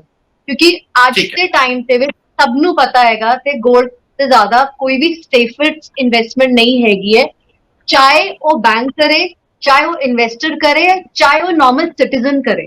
बिकॉज मैं एक ट्रेंड वेख्या है कि जो एक नॉर्मल मिडिल क्लास है, even that person wants to invest in gold, even if he wants to buy 20 grams, he wants to buy and invest, because लोगों का एक माइंडसेट भी बन चुका है कि अगर मैं अद्धी राती भी गोल्ड नू इनकैश कराना चाहूं तो हो सकता है। एक तो सेफेस्ट ऑप्शन कोई नहीं हैगी। तो अगर उस तरह की गल करोगे तो for long term gold the price will go back to 60, that is for sure। ਤੇ मैंने ਹੁਣੇ ਸੁਣਿਆ ਸੀ ਕਿਸੇ ਨੇ ਕਿਹਾ ਸੀ ਕਿ ਕਿਸੇ ਨੇ ਸੋਚਿਆ ਨਹੀਂ ਸੀ, ਨਹੀਂ 2019 ਵਿੱਚ ਹੀ ਅਗਰ ਤੁਸੀਂ ਇੰਡੀਅਨ ਐਕਸਪ੍ਰੈਸ ਦੇ ਜਾਂ ਦੂਜੇ ਜਰਨਲਸ ਦੇ ਆਰਟੀਕਲਸ ਪੜ੍ਹਦੇ ਹੋ ਤੇ ਤੁਹਾਨੂੰ ਪਤਾ ਚੱਲੇਗਾ ਕਿ ਉਹਨਾਂ ਨੇ ਇਹ ਸਪੈਕੂਲੇਟ ਕਰ ਲਿੱਤਾ ਸੀ 2019 ਵਿੱਚ, ਜਦੋਂ जियोपॉलिटिकल कंडीशन सब कंट्रीज दे विच अनबैलेंस हो रही सी, अमेरिका दी हो रही सी, चाइना दी हो रही सी, कोरिया दी हो रही सी, ईरान दी हो रही सी, ते ए फ्लू एक साल तो चल रहा है मार्केट विच कि gold will touch 55, gold will touch 60। ते जदों ए फ्लू चलदा हैगा ते बालिंदर मेरा जो एक्सपीरियंस रहा है, I still remember like 14 years back 8,000 gold सी ते 3 दिन विच वो 11,000 हो गया सी। ਤੇ ਜਦੋਂ ਵੀ ਉਹ ਫਲੂ ਆਉਂਦਾ ਹੈ, ਉਹ ਗੋਲਡ ਇੱਕ ਵਾਰੀ ਤੋਂ ਪ੍ਰਾਈਸ ਜ਼ਰੂਰ ਟੱਚ ਕਰਦੇ। ਇਹ ਮੇਰੀ ਆਪਣੀ ਪਰਸਨਲ ਸਪੈਕੂਲੇਸ਼ਨ ਹੈਗੀ। ਜਿਵੇਂ ਹੁਣ 58 ਟੱਚ ਕੀਤਾ ਹੈ, ਇੱਕ ਵਾਰੀ ਇਹ 48 ਵੀ ਟੱਚ ਕਰੇਗਾ। There will be a dip maybe for hours or for minute in this year only, and then ਜਿਵੇਂ ਡਿਮਾਂਡ ਸਪਲਾਈ ਬਣੇਗੀ, ਜਿਵੇਂ ਡਿਮਾਂਡ बढ़ेगी more countries ਦੀ, ਤੇ gold will again go back, maybe slowly and steadily, but a trend है gold का कि जो ये टच करके जाता है 58 टच करके गया है, आने वाले समय विच ए दोबारा टच करेगा। ठीक है, ਇਹ ਵੀ ਅਸੀਂ ਤੁਹਾਡੀ ਗੱਲ ਨੋਟ ਕਰ ਲੈਨੇ ਕਿ 48,000 ਤੇ ਸੋਨਾ ਪਹੁੰਚੇਗਾ। ਠੀਕ ਹੈ, ਲੇਕਿਨ ਗੁਰਸਿਮਰਨ ਜੀ ਜੇ ਗੌਰ ਕੀਤਾ ਜਾਏ ਤਾਂ ਸੋਨੇ ਵਿੱਚ ਜ਼ਿਆਦਾ ਗਿਰਾਵਟ ਕੋਰੋਨਾ ਵਾਇਰਸ ਵੈਕਸੀਨ ਕਾਰਨ ਆਈ ਹੈ, ਕਿਉਂਕਿ ਪਿਛਲੇ ਮਹੀਨੇ ਜਿਵੇਂ ਹੀ ਰੂਸ ਦੇ ਰਾਸ਼ਟਰਪਤੀ ਵਲਾਦੀਮੀਰ ਪੁਤਿਨ ਨੇ ਐਲਾਨ ਕੀਤਾ ਸੀ ਕਿ ਰੂਸ ਨੇ ਕੋਰੋਨਾ ਵਾਇਰਸ ਦੀ ਵੈਕਸੀਨ ਬਣਾ ਲਈ ਹੈ, ਸੋਨੇ ਦੀ ਕੀਮਤਾਂ ਵਿੱਚ ਤੇਜ਼ੀ ਨਾਲ ਗਿਰਾਵਟ ਆਉਣੀ ਸ਼ੁਰੂ ਹੋ ਗਈ। ਅਸੀਂ ਸਾਰਿਆਂ ਨੇ ਦੇਖਿਆ ਵੀ, ਨੋਟ ਵੀ ਕੀਤਾ। ਲਾਈਫ ਟਾਈਮ ਹਾਈ ਤੋਂ ਸੋਨਾ ਤਕਰੀਬਨ 9% ਤੱਕ ਡਿੱਗਿਆ, ਜਿਵੇਂ ਸੁਰੇਸ਼ ਮਨਚੰਦਾ ਜੀ ਕਹਿ ਰਹੇ ਨੇ। ਕੋਰੋਨਾ ਵਾਇਰਸ ਦੀ ਖਬਰ ਨਾਲ ਸਿਰਫ ਸੋਨਾ ਹੀ ਨਹੀਂ ਡਿੱਗਿਆ, ਸਗੋਂ ਚਾਂਦੀ ਦੀਆਂ ਕੀਮਤਾਂ ਵੀ ਘਟ ਗਈਆਂ। ਇੰਟਰਨੈਸ਼ਨਲ ਮਾਰਕੀਟ ਦੀ ਗੱਲ ਕਰੀਏ ਤਾਂ ਕੋਰੋਨਾ ਵਾਇਰਸ ਮਹਾਮਾਰੀ ਫੈਲਣ ਦਾ ਸਭ ਤੋਂ ਜਿਹੜਾ ਬੁਰਾ ਅਸਰ ਸ਼ੇਅਰ ਬਾਜ਼ਾਰ ਤੇ ਵੀ ਵੇਖਿਆ ਗਿਆ ਸੀ। ਕਈ ਦਿਨਾਂ ਤੱਕ ਸ਼ੇਅਰ ਬਾਜ਼ਾਰ ਵਿੱਚ ਭਾਰੀ ਗਿਰਾਵਟ ਵੀ ਲਗਾਤਾਰ ਆਉਂਦੀ ਰਹੀ ਸੀ। ਜਿਹੜੇ ਨਿਵੇਸ਼ਕ ਸੀ ਸ਼ੇਅਰ ਬਾਜ਼ਾਰ ਵਿੱਚ ਪੈਸਾ ਲਗਾਉਣ ਤੋਂ ਲਗਾਤਾਰ ਜਿਹੜੇ ਸੀ ਡਰ ਰਹੇ ਸੀਗੇ। ਅਜੇ ਵਿੱਚ ਸੋਨਾ ਇੱਕ ਸੁਰੱਖਿਅਤ ਨਿਵੇਸ਼ ਦਾ ਬਦਲ ਨਜ਼ਰ ਆਇਆ ਸੀ, ਜਿਸ ਵਿੱਚ ਲੋਕਾਂ ਨੇ ਨਿਵੇਸ਼ ਕਰਨਾ ਸ਼ੁਰੂ ਕਰ ਦਿੱਤਾ ਅਤੇ ਫਿਰ ਇਹੀ ਕਾਰਨ ਰਿਹਾ ਕਿ ਸੋਨਾ ਲਗਾਤਾਰ ਵੱਧਦਾ ਚਲਾ ਗਿਆ। ਪਰ ਜਿਵੇਂ ਹੀ ਹੁਣ ਕੋਰੋਨਾ ਵਾਇਰਸ ਦੀ ਵੈਕਸੀਨ ਆਉਣ ਦਾ ਐਲਾਨ ਹੋਇਆ ਤਾਂ ਬਹੁਤ ਸਾਰੇ ਨਿਵੇਸ਼ਕ ਜਿਹੜੇ ਨੇ ਸੋਨੇ ਤੋਂ ਵੱਧ ਰਿਟਰਨ ਵਾਲੇ ਬਾਕੀ ਹੋਰ ਜਿਹੜੇ ਬਦਲ ਨੇ ਉਹਨਾਂ ਵਿੱਚ ਪੈਸਾ ਲਗਾ ਕੇ ਆਪਣਾ ਫਾਇਦਾ ਵੀ ਕਮਾਉਣਾ ਚਾਹ ਰਹੇ ਨੇ, ਉਹ ਦੇਖਣਾ ਚਾਹੁੰਦੇ ਨੇ। ਅਚਾਨਕ ਸੋਨੇ ਵਿੱਚ ਆਈ ਗਿਰਾਵਟ ਦਾ ਕੀ ਇਹੀ ਇੱਕ ਵੱਡਾ ਕਾਰਨ ਬਣਿਆ ਜਾ ਸਕਦਾ ਹੈ ਜਾਂ ਫਿਰ ਕੁਝ ਹੋਰ ਵੀ ਕਾਰਨ ਹੋ ਸਕਦੇ ਨੇ? ਗੁਰਸਿਮਰਨ ਜੀ। तो एक गल है, जब ਅਸੀਂ ਇਨਵੈਸਟਮੈਂਟ ਕਰਦੇ ਹਾਂ ਤਾਂ ਸਾਨੂੰ ਸਪੈਕੂਲੇਸ਼ਨ, ਟਾਈਮਿੰਗ, ਇਹ ਚੀਜ਼ਾਂ ਤੋਂ ਦੂਰ ਰਹਿਣਾ ਚਾਹੀਦਾ ਹੈ। ਠੀਕ ਹੈ, ਸਾਨੂੰ ਇਹ ਨਹੀਂ ਸੋਚਣਾ ਚਾਹੀਦਾ ਕਿ ਜब ਫॉर एग्जांपल ਕਾਫੀ ਲੋਕ ਪੈਨਲ ਤੇ ਕਹਿ ਰਹੇ ਕਿ ਸੋਨਾ ਵਧਿਆ ਹੈ, ਪਰ ਦ ਹਿਸਟੋਰੀਕਲ ਫੈਕਟ ਹੈ ਕਿ ਸੋਨਾ 2012-13 ਵਿੱਚ ਵੀ ਸੋਨਾ 2000 ਸੀ। ਉਹਨਾਂ ਨੇ ਉਹ 7-8 ਸਾਲ ਤੇ ਬਾਅਦ ਉਹ ਲੈਵਲ ਅਚੀਵ ਕੀਤਾ ਹੈ। Please understand, gold is non for multi year down also. ਤੇ ਜਿਹੜਾ ਸੇਫਟੀ ਦਾ ਸੀ ਇਨ ਇਨਵੈਸਟਮੈਂਟ, ਸੇਫਟੀ ਦੇ ਦੋ ਮਤਲਬ ਹੁੰਦੇ, ਇੱਕ ਤਾਂ ਰਿਟਰਨ ਔਨ ਕੈਪੀਟਲ और रिटर्न ऑफ कैपिटल, कि मेरा पैसा आएगा या फिर मेरे पैसे ਦੀ ਰਿਟਰਨ। ਅਗਰ ਕਿਸੇ ਨੇ 2012 ਵਿੱਚ ਅਗਰ 골ਡ ਵਿੱਚ ਇਨਵੈਸਟ ਕੀਤਾ ਤੇ ਉਹਨੇ ਆਪਣੀ ਕਾਸਟ ਪ੍ਰਾਈਸ ਉਹਨੇ ਰਿਕਵਰ ਕੀਤੀ ਹੈ 7 ਸਾਲ ਵਿੱਚ। ਤੇ ਇਨਵੈਸਟਮੈਂਟ ਵਿੱਚ ਇੱਕ ਹੋਰ ਕਨਸੈਪਟ ਹੁੰਦਾ ਹੈ ਇਨਫਲੇਸ਼ਨ ਦਾ, ਕਿ ਮੇਰੀ ਮਹਿੰਗਾਈ ਹਰ ਸਾਲ 7% ਵਧ ਰਹੀ ਹੈ ਤੇ ਇਸ ਹਿਸਾਬ ਨਾਲ ਮੇਰੀ ਜਿਹੜੀ 100 ਰੁਪਏ ਦੀ ਪੈਸੇ ਦੀ ਵੈਲਿਊ ਸੀ 2012 ਵਿੱਚ, ਉਹ ਘਟ ਕੇ 20 ਜਾਂ 30 ਰੁਪਏ ਹੋ ਗਈ। ਉਹ ਵੀ ਇੱਕ ਸੇਫਟੀ ਦਾ ਕਨਸੈਪਟ ਹੁੰਦਾ, ਮੇਰੀ ਵੈਲਿਊ ਵਧੀ ਹੈ ਪੈਸੇ ਦੀ। ਤੇ ਦੂਜੀ ਗੱਲ, ਇਨਵੈਸਟਮੈਂਟ ਜਦ ਅਸੀਂ ਕਰਦੇ ਆ, ਜਦ ਅਸੀਂ ਕਲਾਇੰਟਸ ਨੂੰ ਵੀ ਅਸੀਂ ਕਹਿੰਦੇ it's a scientific process, human emotions ਨੂੰ ਲਾਣਾ ਹੀ ਨਹੀਂ ਚਾਹੀਦਾ। ਮੈਂ ਇਹ ਫਿਰ ਕਹਿ ਰਿਹਾ, ਸਾਰੀ ਚੀਜ਼ਾਂ ਇੰਪੋਰਟੈਂਟ ਹੈ, ਬੌਂਡਸ ਵੀ ਇੰਪੋਰਟੈਂਟ ਹੈ, 골ਡ ਵੀ ਇੰਪੋਰਟੈਂਟ ਹੈ ਤੇ ਸਟਾਕ ਮਾਰਕੀਟ ਵੀ ਇੰਪੋਰਟੈਂਟ ਹੈ, based on the risk profiling of the client. ਅਗਰ ਕੋਈ ਕਲਾਇੰਟ 60 ਤੋਂ ਉੱਤੇ ਹੈ, ਉਸ ਵਿੱਚ ਅਸੀਂ ਇਕੁਇਟੀ ਦਾ ਕੰਪੋਨੈਂਟ ਕੱਟ ਕਰਾਂਗੇ ਤੇ 골ਡ ਤੇ ਬੌਂਡ ਤੇ ਜ਼ਿਆਦਾ ਕਰਾਂਗੇ। ਜਿਹੜਾ ਮਤਲਬ ਐਗਰੈਸਿਵ ਹੈ, ਜਿਹੜਾ ਮਤਲਬ ਕਿ 20 ਜਾਂ 30-35 ਸਾਲ ਦਾ ਬੰਦਾ ਹੈ, ਉਸ ਵਿੱਚ 골ਡ ਅਸੀਂ ਕੰਪੋਨੈਂਟ ਕਮ ਕਰਾਂਗੇ, ਇਕੁਇਟੀ ਦਾ ਜ਼ਿਆਦਾ ਕਰਾਂਗੇ। ਔਰ ਲਾਸਟਲੀ, ਸਾਨੂੰ ਕਦੀ ਵੀ ਸਪੈਕੂਲੇਟ ਨਹੀਂ ਕਰਨਾ ਚਾਹੀਦਾ ਕਿ ਮੈਂ ਹੁਣ ਕਰ ਲਾਂ। we go with the concept of DCA, dollar cost averaging, which means मैं एक particular amount based on the ਕਿਹੜੀ ਵੀ asset price ਹੈ ਮੈਨੂੰ ਉਹ ਸੋਚਣਾ ਨਹੀਂ ਹੈ, ਕਿਉਂਕਿ ਦੇਖੋ 99% ਜਿਹੜੇ viewers ਤੁਹਾਡੇ ਦੇਖ ਰਹੇ, they are into business, they are into job, they are not full time professional like us who are looking at the market on a daily basis. ਅਸੀਂ ਕਰ ਸਕਦੇ, we can afford to take our positions, okay, but we cannot tell our clients to look at the market on a daily basis. They have to do their business, they have to do their job. तो उन्होंने ਅਸੀਂ ਇਹ recommend ਕਰਦੇ हैं, be scientific, every month put a systematic way investment either in gold, either in equity, ਤੇ ਜਿਹੜੀ fluctuation ਹੁੰਦੀ ਹੈ ਉਹਦੀ ਇੱਕ average cost ਤੁਹਾਨੂੰ ਮਿਲਦੀ ਹੈ, ਜਿਹਨੂੰ ਅਸੀਂ ਕਹਿੰਦੇ DCA, dollar cost averaging। ਤੇ ਉਸ ਪ੍ਰਾਈਸ ਨਾਲ ਫਿਰ ਤੁਹਾਡਾ ਜਿਹੜਾ asset price ਹੈ cost price ਘਟ ਹੁੰਦੀ ਹੈ। ਤੇ ਸਭ ਤੋਂ ਇੰਪੋਰਟੈਂਟ ਗੱਲ ਇਹ ਹੈ ਕਿ ਅਗਰ ਮੈਂ $100 डाल ਰਹੇ ਹਾਂ ਹਰ ਮਹੀਨੇ, ਅਗਰ ਕਿਸੇ ਮਹੀਨੇ ਉਹਦੀ ਯੂਨਿਟ ਪ੍ਰਾਈਸ 110 ਹੋ ਗਈ ਤੇ ਮੈਂ ਘੱਟ ਖਰੀਦਾਂਗਾ, ਜਦ ਉਹ ਵੈਲਿਊ ਗਿਰ ਗਈ ਤੇ ਮੈਂ ਜ਼ਿਆਦਾ ਖਰੀਦਾਂਗਾ। ਤੇ ਇਨਵੈਸਟਮੈਂਟ ਵੀ ਤਾਂ ਇਹੀ ਹੈ, ਜਦ ਪ੍ਰਾਈਸ ਗਿਰੇ ਤਾਂ ਜ਼ਿਆਦਾ ਖਰੀਦੋ, ਜਦ ਵੱਧ ਜਾਏ ਤਾਂ ਘੱਟ ਹੋ ਜਾਓ। ਤੇ ਸਭ ਤੋਂ ਵੱਡੀ ਗੱਲ ਜਿਹੜਾ ਸਾਇੰਟਿਫਿਕ ਪ੍ਰੋਸੈਸ ਹੈ, ਅਸੀਂ ਇਹਨੂੰ ਕਹਿੰਦੇ all weather approach. What is all weather approach? Gold ਗਿਰੇ, ਬੌਂਡ ਗਿਰੇ, ਸਟਾਕ ਮਾਰਕੀਟ ਗਿਰੇ, ਮੇਰਾ ਆਪਣਾ ਪੋਰਟਫੋਲੀਓ ਦਾ ਰੀਬੈਲੈਂਸਿੰਗ ਕਰਨਾ ਹੈ। ਫॉर एग्जांपल मैं अगर 50 रुपए गोल्ड ਵਿੱਚ ਪਾਏ, 50 रुपए स्टॉक ਵਿੱਚ ਪਾਏ, ਸਾਲ ਦੇ ਐਂਡ ਵਿੱਚ ਮੇਰਾ ਗੋਲਡ 50 ਤੋਂ 70 ਹੋ ਗਿਆ, स्टॉक मेरा 50 ਤੋਂ 30 हो गया, I'll book profit in gold, put the money in stock, again rebalancing 50-50. This way your viewers can keep on turning money on an annual basis rather than timing कि मेरा gold कब होएगा, market कब होएगी। And lastly regarding Indian markets, please understand, पिछले ਜਿਹੜੀ भी bull market हुई है 7-8 साल ਦੀ, ਉਹ ਸਿਰਫ 10 ਸਟਾਕਾਂ ਨੇ ਕੀਤੀ। See, India is a market of 7,000 stocks, okay, but a market ਜਿਹੜੀ bull market ਵਿੱਚ ਅਗਰ ਤੁਸੀਂ 10 ਸਟਾਕ ਦੇ ਨਾਂ ਕੱਢਦੇ ਹੋ, we are still in a bear market. Just Reliance has a 15% weightage in whole Nifty, just one stock. तो please understand. Suresh ਜੀ, ਠੀਕ ਹੈ ਸੁਰੇਸ਼ ਜੀ, ਜੇਕਰ ਅਸੀਂ ਜਦੋਂ ਸੋਨੇ ਦੀ ਅਸੀਂ ਗੱਲ ਕਰਦੇ ਹਾਂ ਤਾਂ ਸੋਨੇ ਵਿੱਚ ਜਦੋਂ ਵੱਡੀ ਗਿਣਤੀ ਵਿੱਚ ਅਸੀਂ ਇੱਕ ਅਗਰ ਦੇਖੀਏ ਤਾਂ ਲੋਕ ਸੋਨਾ ਉਦੋਂ ਖਰੀਦਦੇ ਨੇ ਜਦੋਂ ਕੋਈ ਵਿਆਹ ਸ਼ਾਦੀ ਹੁੰਦੀ ਹੈ ਜਾਂ ਵੱਡਾ ਉਹਨਾਂ ਦੇ ਘਰ ਕੋਈ ਸਮਾਗਮ ਹੋਣ ਜਾ ਰਿਹਾ ਹੈ, ਜਾਂ ਫਿਰ ਉਹਨਾਂ ਕੋਲ ਪੈਸਾ ਫालतू ਪਿਆ ਔਰ ਉਹ FD ਜਾਂ RD ਵਿੱਚ ਨਹੀਂ ਲਗਾਉਣਾ ਚਾਹੁੰਦੇ ਔਰ ਉਹਨਾਂ ਨੂੰ ਸ਼ੇਅਰ ਦੀ ਨੌਲੇਜ ਨਹੀਂ ਹੈ, ਤਾਂ ਉਹ ਇੱਕ ਇੱਕ ਚੀਜ਼ ਹੈਗੀ ਹੈ ਸੋਨਾ ਉਹ ਖਰੀਦ ਲੈਂਦੇ ਨੇ ਕਿ ਸਾਡੇ ਬੱਚਿਆਂ ਲਈ ਕੰਮ ਆਏਗਾ। ਜਦੋਂ ਕੋਈ ਮੁਸੀਬਤ ਕਿਸੇ ਦੇ ਘਰ ਵਿੱਚ ਆਉਂਦੀ ਹੈ ਸੁਰੇਸ਼ ਜੀ, ਤਾਂ ਉਸ ਇਨਸਾਨ ਦੇ ਜ਼ਹਿਨ ਵਿੱਚ ਸਭ ਤੋਂ ਪਹਿਲਾਂ ਆਉਂਦੀ ਹੈ ਕਿ ਅਸੀਂ ਕਿਸੇ ਲੋਨ ਲੈ ਲਈਏ ਔਰ ਆਪਣਾ ਜਿਹੜਾ ਘਾਟਾ ਪੂਰਾ ਕਰੀਏ, ਲੇਕਿਨ ਸੋਨੇ ਨੂੰ ਉਹ ਹੱਥ ਨਹੀਂ ਲਗਾਉਂਦਾ ਜਦ ਤੱਕ ਬਹੁਤ ਜ਼ਿਆਦਾ ਐਮਰਜੈਂਸੀ ਨਾ ਆਏ। ਯਾਨੀ ਕਿ ਅਸੀਂ ਇਹ ਮੰਨ ਕੇ ਚੱਲ ਸਕਦੇ ਹਾਂ ਕਿ ਵੱਡੀ ਗਿਣਤੀ ਵਿੱਚ ਜਿਹੜੇ ਲੋਕ ਹੁੰਦੇ ਨੇ ਉਹ ਸੋਨਾ ਸਿਰਫ ਇੱਕ ਇਨਵੈਸਟਮੈਂਟ ਦੇ ਤੌਰ ਤੇ ਦੇਖਦੇ ਨੇ, ਆਪਣੇ ਬੱਚਿਆਂ ਦੇ ਲਈ ਰਹਿੰਦੇ ਨੇ। ਇਸ ਦੇ ਬਾਰੇ ਹੁਣ ਮੈਂ ਤੁਹਾਡੇ ਤੋਂ ਜਾਣਨਾ ਚਾਹਾਂਗਾ ਕਿ ਇਹ ਜਿਹੜਾ ਸਮਾਂ ਹੈਗਾ ਲੋਕੀ ਹਲੇ ਇੰਤਜ਼ਾਰ ਹੋਰ ਕਰਨ ਕਿ ਜਿਵੇਂ ਇਸ਼ਨੀਤ ਜੀ ਕਹਿ ਰਹੇ ਨੇ ਕਿ 48,000 ਤੇ ਆਏਗਾ, ਤੁਹਾਡਾ ਕੀ ਰਿਵਿਊ ਹੈ ਕਿ ਸੋਨਾ ਹੋਰ ਘਟ ਸਕਦਾ ਹੈ ਜਾਂ ਇਹ 51,000 52,000 ਦੀ ਕੀਮਤ ਉਹ ਹਲੇ और ਵਧੇਗਾ? देखो इशनीत जी ने जड़ा कहा कि 48,000 रुपए तक सोना जा सकता है, बेशक बिल्कुल जा सकता है, कोई बड़ी गल नहीं, ठीक है। लेकिन अगर आपका जो व्यू ऑफ पॉइंट है इन्वेस्टमेंट की ड्यूरेशन, आप पहले तो ये देखो कि आप गोल्ड के अंदर जा किस लिए रहे हो, क्योंकि गोल्ड जो भी परचेज करता है वो long term point of view से परचेजिंग होती है गोल्ड के अंदर, चाहे वो 10 ग्राम की गिन्नी लेकर के आए या फिर ज्वेलरी फॉर्म के अंदर लेकर के आए, वो जल्दी से बेचने के लिए नहीं होती। मेरा ये पॉइंट ऑफ व्यू है 50,000 रुपए से नीचे, क्योंकि अगर हम आज के मार्केट की अगर हम बात करें तो इंटरनेशनल जो इस समय पर बाजार चल रहा है वो $1940 के आसपास चल रहा है, और अगर डोमेस्टिक मार्केट की मैं बात करता हूं तो 50,800 रुपए के आसपास 24 कैरेट का गोल्ड प्राइस है। अगर अब इन प्राइसेस के ऊपर देखें तो 50,000 रुपए के नीचे आने पर गोल्ड के अंदर थोड़ी थोड़ी इन्वेस्टमेंट जिसको करनी है वो कर देनी चाहिए। देखिए ये एक लोग क्या सोचते हैं, लोग सोचते हैं कि यार 25,000 रुपए सोना हो गया, 20,000 आएगा तब इसमें हम इन्वेस्ट करेंगे, वो 20,000 आता ही नहीं है, ठीक है। तो सिमिलरली अच्छा 50,000 रुपए सोना आ गया, 45,000 आएगा तब इसमें मैं जरूर इन्वेस्टमेंट कर दूंगा, तो वो बस इन्वेस्टमेंट के लिए ना वेट ही करता रह जाता है, उसको वो प्राइस नहीं मिलता। तो इसके लिए क्या है कि जब आपका ये मन है तो इसमें ये नहीं सोचना चाहिए कि 10, 20, 50 रुपए वो महंगी चीज मिल रही है, आप इन्वेस्ट कर दो, क्योंकि गोल्ड के अंदर मैं ये निश्चित तौर के ऊपर कह रहा हूं आपको, आप नोट कर लीजिए इस बात को बेशक भलाई, कि गोल्ड में आप वो लेवल्स देखेंगे जो आपने कभी सोचे भी नहीं होंगे।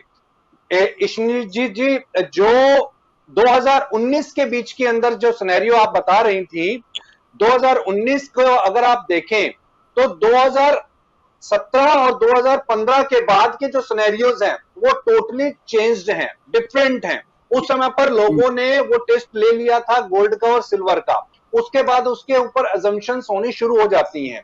आज की तारीख के अंदर मैं ये बात इसलिए कह रहा हूं क्योंकि गोल्ड के अंदर जो वो बुलरन है, वो जो रैलियां हैं, वो हम 2006 से लगातार देखते हुए चले आ रहे हैं। तो उसको देखते हुए ये साफ तौर के ऊपर लगता है कि गोल्ड जो है वो 75,000 रुपए हो जाएगा। दूसरी चीज मैं और आपके चैनल के माध्यम से बताना चाहूंगा विरमानी साहब कि डॉलर इंडेक्स जो है वो लगातार डेप्रिशिएट कर रहा है। डॉलर का डेप्रिशिएट करना ये साफ तौर के ऊपर इंडिकेट करता है कि इस समय पर अगर आप देखेंगे इंटरनेशनल मार्केट का सिनेरियो, चाइना अपनी युआन को इंट्रोड्यूस करना चाहता है, यूएस अपने डॉलर की मजबूती को बाजार के अंदर बरकरार रखना चाहता है। तो ये जो फाइट है, ये फाइट साफ तौर के ऊपर यह दिखाती है कि गोल्ड ही एक ऐसी करेंसी बचती है। देखिए गोल्ड अल्टीमेटली क्या है, गोल्ड इज अ करेंसी, वो एक इंटरनेशनल करेंसी है, ठीक है। तो वो जो इंटरनेशनल करेंसी है उसको आप इंटरनेशनल मार्केट के अंदर किसी भी समय पर कहीं पर भी उस भाव के ऊपर बेच सकते हो, करंट रेट के ऊपर पे। अब आपकी जो पेपर करेंसीज बाद में इंट्रोड्यूस की गई उसके पीछे की हिस्ट्री में मैं अभी नहीं जाना चाहता, क्योंकि वो एक बहुत बड़ी उसके बीच में हम एक अलग डिबेट के अंदर चले जाएंगे, इंटरनेशनल डिबेट के बीच के अंदर। तो हम अपनी डिबेट को यहीं तक एक सीमित रखते हैं। जहां पर भी गोल्ड 50,000 रुपए के नीचे आपको लगता है, वहां पर आपको इन्वेस्टमेंट थोड़ी थोड़ी करते हुए चलना चाहिए। ये नहीं सोचना चाहिए कि अब 2,000 रुपए नीचे आ जाएगा। भाई कितना नीचे चला जाएगा? आप एक हाइपोथेटिकल फिगर लीजिए, 10,000 रुपए अब टूट जाएगा यहाँ से बेस पे, तो 10,000 अगर टूटेगा और आप अगर खरीदना ही 100 ग्राम गोल्ड चाहते हो तो कितना एक लॉस होगा? 1 लाख रुपए का नुकसान हो जाएगा ज्यादा से ज्यादा। यहाँ पर इसकी वैल्यू जो है वो जीरो नहीं होगी। इक्विटी मार्केट के अंदर शेयर की वैल्यू जरूर जीरो हो सकती है, ये बहुत सारे एग्जांपल इक्विटी मार्केट के अंदर दिख जाएंगे, लेकिन गोल्ड के बहुत ही रेयर ऐसे एग्जांपल दिखेंगे अगर स्पेकुलेटिव मूवमेंट में वो नहीं फंसा है, अगर उसने स्पेकुलेशन नहीं की है, अगर उसने वायदा कारोबार के अंदर पैसा नहीं लगाया, तो वो ऑलवेज अगर फिजिकल उसने गोल्ड या सिल्वर खरीद करके रखी है तो उन्होंने फायदा ही दिया होगा। चांदी की जहां तक बात है, गोल्ड से ज्यादा रिटर्न मैं समझता हूं कि चांदी में आएगा। वीरवानी साहब, इसके अंदर इसलिए मैं ये कह रहा हूं क्योंकि 70% सिल्वर जो है वो जेपी मॉर्गन के पास में पड़ी हुई है। 70% सिल्वर अकेले एक हाउस के पास है, एक कॉर्पोरेट हाउस के पास रखी हुई है, 70% पूरे वर्ल्ड के प्रोडक्शन का, और 30% मार्केट के अंदर अवेलेबल है। आने वाले समय के अंदर में हम ये देखते हैं कि हो सकता है वो 2 साल का समय हो या 5 साल का समय हो, चांदी 1 लाख से ऊपर जा सकती है। सोने की जहां तक बात है, सोना 80,000 रुपए के लेवल्स को छू सकता है। ये फैक्ट है। जिस तरीके के जियोपॉलिटिकल इस समय पर हम सिनेरियोस को देख रहे हैं, इस समय पर जो इस समय 2 धड़े बन चुके हैं पूरे वर्ल्ड के अंदर में, एक चाइना के साथ में, एक यूएस मार्केट्स के साथ में, तो वो क्लैश जो है वो यहाँ पर साफ तौर के ऊपर दिखाई देता है।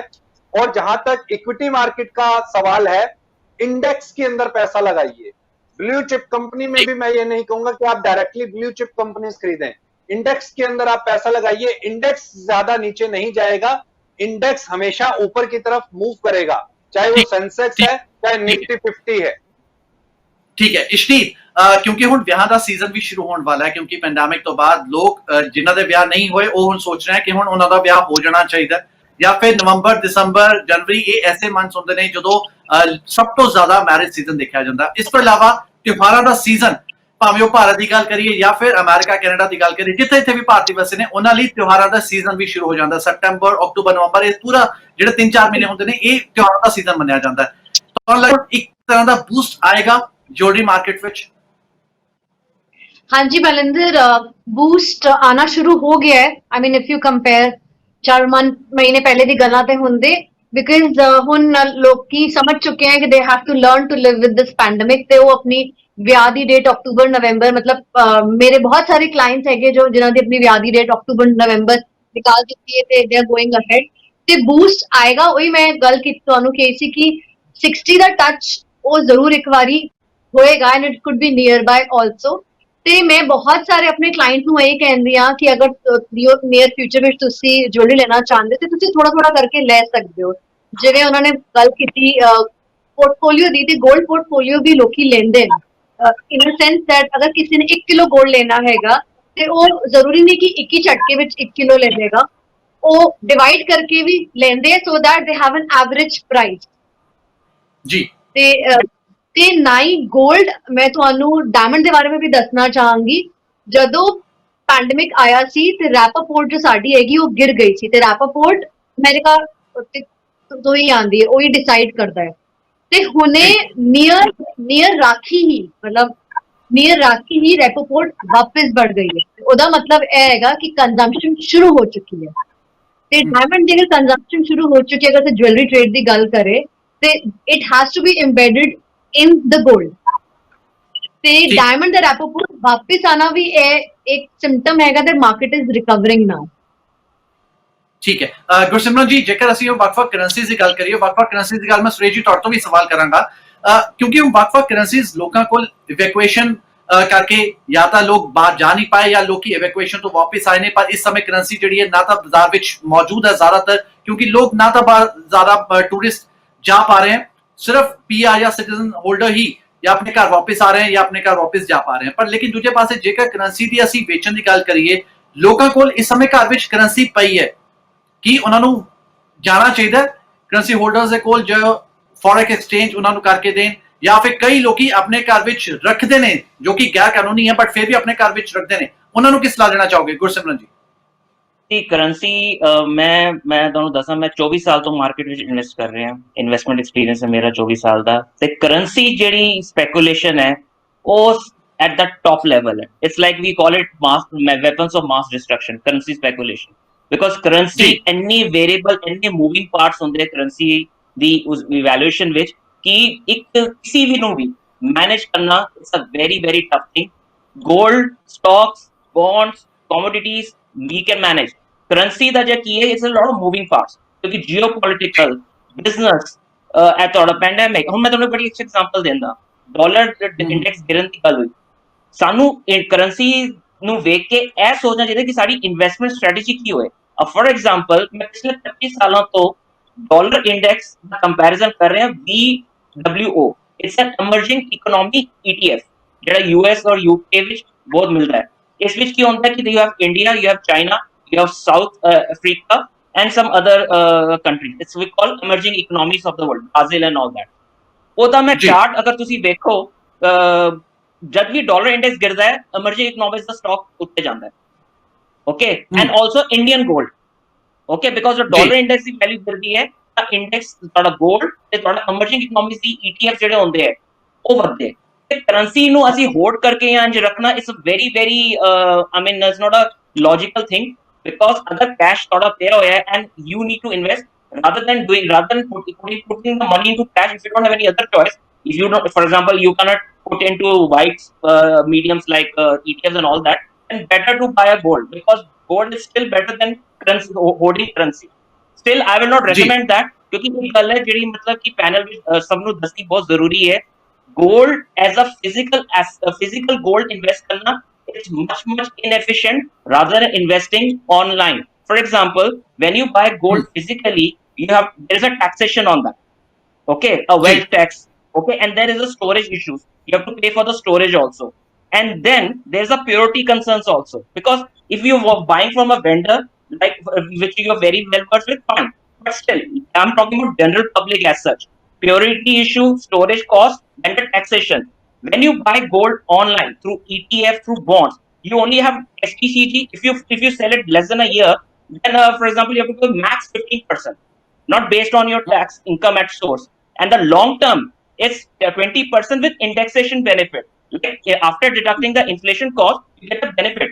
So it is much more efficient to buy gold online if you're investing.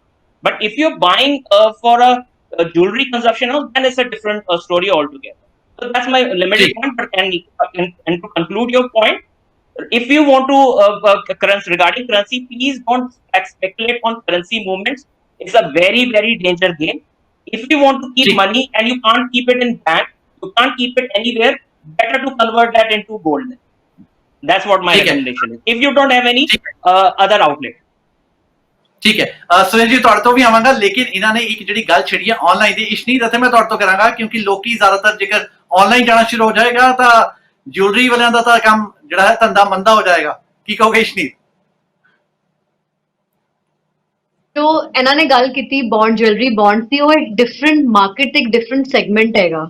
ਤੇ ਜੋ metal as gold as metal ਖਰੀਦਦੇ ਉਹ ਇੱਕ ਡਿਫਰੈਂਟ ਸੈਗਮੈਂਟ ਹੈ. ऑनेस्टली मेरी वेबसाइट भी पिछले 5 साल तो बनी हुई है बट वो ट्रैफिक नहीं आता क्योंकि लोगों का इंटरस्ट उन्हें भी नहीं बैठे हैं ऑनलाइन पे people want to come, want to have a feel, want to see and then they want to buy the product. ਤੇ ਮੈਨੂੰ ਨਹੀਂ ਲੱਗਦਾ ਕਿ ਜੋ ਸਾਡੀ ਲਗਜ਼ਰੀ ਮਾਰਕੀਟ ਹੈਗੀ ਜੁਐਲਰੀ ਦੀ ਉਹ ਆਨਲਾਈਨ ਵਿੱਚ ਇੰਨੀ ਈਜ਼ੀਲੀ ਆ ਜਾਏਗੀ ਕਿਉਂਕਿ ਇਹ ਸਾਡਾ ਇੱਕ ਮਾਈਂਡਸੈਟ ਹੈ. not only Indians in India but I'm dealing with Indians abroad also. ਉਹਨਾਂ ਦਾ ਵੀ ਮਾਈਂਡਸੈਟ ਹੈਗਾ ਕਿ ਜਦੋਂ ਮੇਰਾ ਕੋਈ ਰਿਸ਼ਤੇਦਾਰ ਆਏ ਉਹੀ ਲੈ ਕੇ ਆਏ, ਉਹੀ ਵੇਖ ਕੇ ਆਏ. they will not buy online. ਤੇ ਹਾਂ, ਛੋਟੀ ਅਗਰ ਚੀਜ਼ਾਂ ਦੀ ਗੱਲ ਕਰੋ ਜਿਵੇਂ ਕੈਰਟ ਲੇਨ ਛੋਟੀ ਕਰਕੇ ਆਇਆ, ਉਹਨੇ ਇੰਟਰੋਡਿਊਸ ਕੀਤਾ ਤੇ ਉਹਨੇ ਬਹੁਤ ਚੰਗਾ ਸ਼ੇਅਰ ਲਿੱਤਾ ਮਾਰਕੀਟ ਦਾ. ਤੇ ਛੋਟੀ ਚੀਜ਼ਾਂ ਦੀ ਅਗਰ ਗੱਲ ਕਰਾਂਗੇ ਉਹ ਫਿਰ ਵੀ ਆਨਲਾਈਨ ਲੈਣਾ ਚਾਹੀਦਾ ਜਾਂ ਨਹੀਂ ਲੈਣਾ ਚਾਹੀਦਾ? ਨਹੀਂ ਲੈਣਾ ਚਾਹੀਦਾ ਬਿਕਾਜ਼ ਜਦੋਂ ਤੁਹਾਡੇ ਕੋਲੋਂ ਮੈਟਲ ਹੈਗਾ ਤੁਸੀਂ ਉਹਨੂੰ ਚੈੱਕ ਕਰਕੇ ਤਸੱਲੀ ਕਰਕੇ ਨੰਬਰ ਦੇਖ ਕੇ ਲੈ ਸਕਦੇ ਹੋ. ਤੁਸੀਂ ਆਨਲਾਈਨ ਲੈ ਰਹੇ ਹੋ, ਆਨਲਾਈਨ ਦੇ ਵਿੱਚ ਕੀ ਪਿਕਚਰ ਆ ਰਹੀ ਹੈ, ਕੀ ਉਹ ਲਿਖ ਰਿਹਾ ਹੈ, ਕੀ ਉਹ ਨਿਕਲ ਰਿਹਾ ਹੈ, ਤੁਹਾਨੂੰ ਨਹੀਂ ਪਤਾ. ਠੀਕ ਹੈ, ਠੀਕ ਹੈ. ਕੁਝ ਕਹਿਣਾ ਚਾਹ ਰਹੇ ਹੋ ਗੁਰਸਿਮਰਨ ਜੀ? ਕੁਝ ਕਹਿਣਾ ਚਾਹ ਰਹੇ? ਮੈਂ ਬਸ ਇੱਕ ਚੀਜ਼ ਕਰੈਕਟ ਕਰਨਾ ਚਾਹੁੰਦਾ ਬਲਿੰਦਰ ਜੀ, ਮੈਂ ਜਿਹੜਾ ਗੱਲ ਕਰ ਰਿਹਾ ਸੀ ਉਹ ਕਰ ਰਿਹਾ ਸੀ online buying of physical gold for investment, not the jewelry. Okay, so my point was to buy gold for investment rather than buying a biscuits or a coins, which is much more tax inefficient because the storage cost and all this issue. Is rather to buy gold for investment online. Regarding jewelry is concerned, that's a totally a different business model. For that, a person who is spending 10 lakhs of rupees, he has to go to the store and buy. That's the reason, for example, Titan is one of my clients' top holding. As a disclaimer, okay, we are very bullish on Titan as a stock, and it's the biggest. Tanishq is one of the biggest brand. People still going to showrooms to buy that thing. So that's a correction I want to make. ठीक है सुरेश जी, वापस आना ਤੁਹਾਡੇ ਤੇ currency ਦੀ ਜਿਹੜੀ ਮੈਂ ਸਵਾਲ ਕੀਤਾ ਸੀ ਉਹ ਤੁਹਾਡੇ ਤੋਂ ਜਾਣਨਾ ਚਾਹਾਂਗੇ। ਇਸ ਤੋਂ ਪਹਿਲਾਂ मैं एक पॉइंट ऐड कर देना ਜਿਹੜੀ पिछली डिस्कशन ਇਹਨਾਂ ਦੀ ਚੱਲ ਰਹੀ ਸੀਗੀ। देखिए ऑनलाइन बाइंग क्या है, ऑनलाइन बाइंग है जैसे गुरसिमरन जी ने कहा ETF buying, this is the paper you can say gold. अब इसके अंदर में आपको कोई फिजिकल गोल्ड नहीं परचेज करना, इसमें तो आपके पास में जैसे डीमेट के अंदर में आपके शेयर्स पड़े रहते हैं ऐसे ही आपका डीमेट के अंदर में आपका गोल्ड पड़ा हुआ है। तो वो जो इन्वेस्टमेंट है निश्चित तौर के ऊपर उस इन्वेस्टमेंट की तरफ आप जा सकते हो और उसके अंदर में कहीं कोई खतरा नहीं है, क्योंकि आप कोई फिजिकल गोल्ड वहां पर बाय नहीं कर रहे। आपको तो एक पेपर पकड़ा दिया कि जी आप इतने ग्राम गोल्ड के ओनर हो गए और जब भी उसकी जो भी मार्केट वैल्यू होगी जब आप इसको बेचना चाहोगे आप बेच करके और अपने पैसे ले लोगे, ठीक है, क्योंकि इसमें ना तो गोल्ड रखने का कोई खतरा है ना कोई और चीज की टेंशन है। दूसरी जो बात है करेंसी के अंदर में क्या करना चाहिए, देखिए करेंसी का जहां तक मैटर है आज के टाइम के अंदर हाई रिस्क जो ट्रेडर्स हैं, हाई रिस्क जो मार्केट के अंदर में देख सकते हैं उन्हीं को ही करेंसी के बीच के अंदर में ट्रेड करना चाहिए। Long term point of view से मार्केट इतनी अनसर्टेन है आज की तारीख के अंदर, आप ये नहीं समझ सकते कि अब लॉन्ग टर्म इन्वेस्टमेंट क्या है। मैं जो पिछले अगर हम 4-5 साल का सिनेरियो देखें तो आप एक पर्टिकुलर स्टॉक के अंदर भी लॉन्ग टर्म नहीं चल सकते, क्योंकि लॉन्ग टर्म के मायने ही चेंज हो गए हैं। एक साल भी बहुत बड़ा लगता है, क्योंकि आज की तारीख के अंदर मार्केट इतनी फास्ट मूव करती है कि आप इमेजिन नहीं कर सकते। इसलिए शॉर्ट टर्म के पॉइंट ऑफ व्यू से ही मैं ये चीज बता रहा हूं, क्योंकि करेंसी के अंदर में लॉन्ग टर्म और शॉर्ट टर्म के अंदर अगर हम देखें तो करेंसी तो बनी ही शॉर्ट टर्म के लिए है और शॉर्ट टर्म भी इतना लिमिटेड कि जहां पर आप अपने रिस्क तक देख सकते हो कि भाई मैं इतना ही रिस्क देख सकता हूं, वो वही आदमी इसके बीच के अंदर में हाथ डाले। दूसरी करेंसी के बीच में सबसे बड़ी इंपॉर्टेंट चीज क्या है, इस समय पर आपको करेंसी में अगर आप इन्वेस्टमेंट करते हो तो आपको हर कंट्री का इस समय पर जियोपॉलिटिकल जो सिनेरियो है उसको बड़ा ध्यान से समझना पड़ेगा, किसके तार किसके साथ जुड़ रहे हैं और किस डायरेक्शन के अंदर वो जा रहे हैं, इस चीज को आपको समझना पड़ेगा, उसके बाद ही आप इसके बीच में इन्वेस्टमेंट करें। तीसरी सबसे बड़ी इंपॉर्टेंट चीज, लोग क्या करते हैं इक्विटी मार्केट के अंदर, कमोडिटी मार्केट के अंदर, करेंसी मार्केट के अंदर टेक्निकल चार्ट्स बहुत फॉलो करते हैं आजकल। वो समझते हैं कि चार्ट्स देख लो वो आपको डायरेक्शन बता देगा। तो मेरा ये मानना है कि मार्केट के अंदर सिर्फ एक ही थंब रूल चलता है, वो है फंडामेंटल। टेक्निकल तब बनता है जब उसके ऊपर फंडामेंटल अपना इंपैक्ट छोड़ चुका होता है। टेक्निकल या चार्ट तभी क्रिएट होगा जब वो ट्रेड हो चुका होगा, जब वो हैपनिंग हो चुकी होगी। तो इसलिए टेक्निकल के बजाय फंडामेंटल के ऊपर अगर ज्यादा ध्यान दोगे तो आप उसके अंदर से कुछ ना कुछ जूस निकाल पाओगे। अदरवाइज केवल टेक्निकल के ऊपर में जाएंगे तो वो तो इंट्राडे आप ट्रेडिंग कर लीजिए, उससे थोड़ा सा आपको आइडिया हो जाएगा क्या चार्ट ने ये मूवमेंट दी है तो अगले 1 घंटा 2 घंटा ये अपने को प्लस माइनस दे देगा। लेकिन अगर long term point of view से जाते हैं, इन मीन 6 महीना और 7 महीना और 1 साल के लिए अगर आप इन्वेस्टमेंट कर रहे हो तो फंडामेंटल को ध्यान में रखो। ठीक है, सो बहुत बहुत शुक्रिया सुरेश जी, बहुत बहुत शुक्रिया इशनीत जी और बहुत बहुत शुक्रिया गुरसिमरन जी, क्योंकि ਤੁਹਾਡੇ ਵੱਲੋਂ ਦਿੱਤੀ ਗਈ ਰਾਏ बहुत ही उमदा सी और जरूरी भी सी, क्योंकि इस समा जो चल रहा है, समा जो चल रहा है पैंडेमिक दा, लोग अपने घरों तो ज्यादातर बाहर नहीं निकल पा रहे हैं और जो हुण अनलॉक की जिहड़ी प्रक्रिया शुरू हो चुकी है तो लोगों को थोड़ा जा सबर जरूर मिला, थोड़ा जा उन्हां दा जिहड़ा विश्वास है वो हुण पैदा होने लगा कि जेकर असीं ब्याह शादियां विच जाने या ब्याह शादी अपने बच्चों दे कराने तो जरूरी है सोने की खरीदारी। और अज दा समा की सही है या गलत है ये तुहाडे तो जानना बहुत जरूरी सी। बहुत बहुत शुक्रिया साडे तिन्हां ही खास मेहमानां दा। ते जेकर तुसीं साडे दर्शक सोना खरीदना चाहते हैं और वेट कर रहे हैं घटेगा सोना, तो जिवें साडे एक्सपर्ट्स कह रहे सी कि सोने के घटन की ज्यादा वेट ना करो, लेना तो यही सही समय लै लो और उसको संभाल के रखो, जो तुहानूं जरूरत है उसका इस्तेमाल करो। ਸੋ ਬਹੁਤ ਬਹੁਤ ਸ਼ੁਕਰੀਆ ਮੇਰੇ ਨਾਲ ਜੁੜਨ ਦੇ ਲਈ। ਜੇਕਰ ਤੁਸੀਂ ਕੋਈ ਆਪਣੇ ਸੁਝਾਅ ਸਾਨੂੰ ਦੇਣਾ ਚਾਹੁੰਦੇ ਹੋ, ਆਪਣੇ ਕਮੈਂਟ ਸਾਨੂੰ ਦੇਣਾ ਚਾਹੁੰਦੇ ਹੋ ਤਾਂ ਜ਼ਰੂਰ ਸਾਨੂੰ ਲਿਖ ਭੇਜੋ। ਸਾਡਾ ਈਮੇਲ ਪਤਾ ਹੈ info@cktimetv.com। ਮੇਰਾ ਫੋਨ ਨੰਬਰ ਹੈ, WhatsApp ਤੁਸੀਂ ਮੈਨੂੰ ਕਰ ਸਕਦੇ ਹੋ, ਸੰਪਰਕ ਕਰ ਸਕਦੇ ਹੋ। ਨੰਬਰ ਹੈ +1 209 275 3038। ਮੇਰਾ ਫੇਸਬੁੱਕ ਪੇਜ ਹੈ @ਬਲਿੰਦਰ ऑफिशियल। बहुत बहुत शुक्रिया मेरे ਨਾਲ ਜੁੜਨ ਦੇ ਲਈ। ਤੁਸੀਂ ਵੇਖ ਰਹੇ ਸੀ ਸਾਡਾ ਖਾਸ ਪ੍ਰੋਗਰਾਮ ਨਜ਼ਰੀਆ।